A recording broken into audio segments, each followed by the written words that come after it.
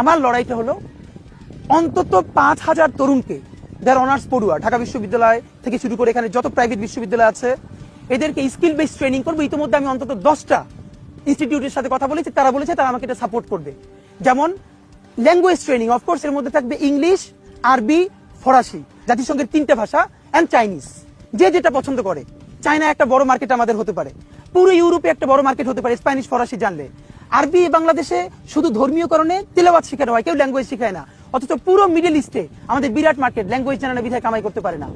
আমরা আমি নিজেও যেহেতু 10 বছর ধরে ইংরেজি ভাষা পড়িয়েছি বাংলাদেশের বিভিন্ন বিশ্ববিদ্যালয়ের শিক্ষার্থীদেরকে, আমি নিজে ট্রেনিং করাবো, আমার টিম এবং এই টিমটাকে বড় করে বিভিন্ন ল্যাঙ্গুয়েজ ট্রেনিং তাদেরকে দিব।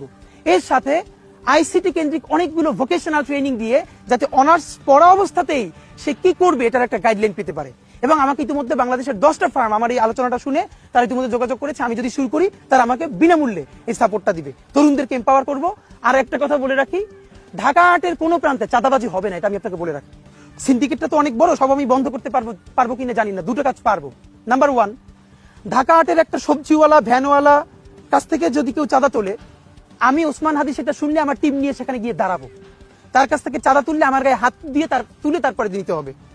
আর যদি অনেক রাঘব বোয়াল হয় যিনি নিজে যান না, তার লোক পাঠান, তাহলে তার নামটা তো জানবো। সংসদে না 10 বার এমপি হওয়ার কোনো দরকার নাই, জীবনে ইম্প্যাক্টফুল কাজ 1-2 বার করতে পারলেই হয়। এটা আমি আগেও বলেছি, আবারও বলি, যেই রাঘব বোয়ালরা তাদের ছানাপোনা পাঠিয়ে চাঁদাবাজি করাবেন ঢাকা আটের মধ্যে, আমি সংসদে দাঁড়াইয়া বিসমিল্লা বইলা প্রত্যেকের নাম প্রকাশ করে দিই, এরপরে যা আছে কপালে আমার হবে, এইটা আমি করবই। নাম্বার 3, পুরো বাংলাদেশের চিকিৎসা ব্যবস্থার হাব হলো শাহবাগ, শুধু ঢাকা আটের না, পিজি, বারডেম, ঢাকা মেডিকেল। এমন ভাবে সিন্ডিকেট করে রাখা হয়েছে, চিকিৎসা তো চিকিৎসা, আপনি মরে গেলে আপনার লাশটা পর্যন্ত নিয়ে অ্যাম্বুলেন্স সিন্ডিকেট করা হবে। আপনাকে চাওয়া হবে 20,000 টাকা, ওই 20,000 টাকার কমে যদি কোনো 15,000 টাকা যেতে চায় আপনার লাশ সেখানে তুলতে দিবে না। আপনি চিন্তা করেন এমন দেশে আমরা আছি। আমি ইনকিলাব মঞ্চের ভাইদের এবং ঢাকা আটে আমার তরুণ বন্ধুদেরকে নিয়ে আমরা একটা ভলান্টিয়ারি টিম করব, যাদেরকে আমি মানুষের কাছ থেকে টাকা নিয়ে প্রতিদিন 500-700 টাকা করে তাদেরকে দিব, এই ভলান্টিয়ার সার্ভিসটা যারা দিবে। কিন্তু কোন সিন্ডিকেট ব্যবসা এই হসপিটাল জোনে চলবে না। অনেক অসুস্থ মানুষ আসেন, কোন ডিপার্টমেন্টে, তিনি নিউরোলজিতে যাবেন নাকি তিনি হেপাটোলজিতে যাবেন তিনি জানেন না, তারে সাপোর্ট করবার মতো পুরো কাউন্টারে কেউ নাই।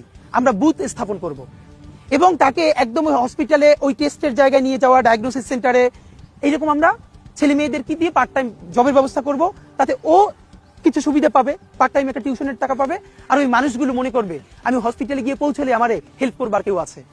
এখন আমি চাইলে আপনারা অনেক বড় বড় স্বপ্নের কথা শোনাতে পারি, কিন্তু আমাকে খেয়াল করতে হবে আমি যেটুকুন বলি, আমি ওসমান হাদি আবারও বলি, আমি যেটা বলি ইনশাআল্লাহ আমি ওইটা করার জন্য বলি, বা যেটা বলি ওইটা করি।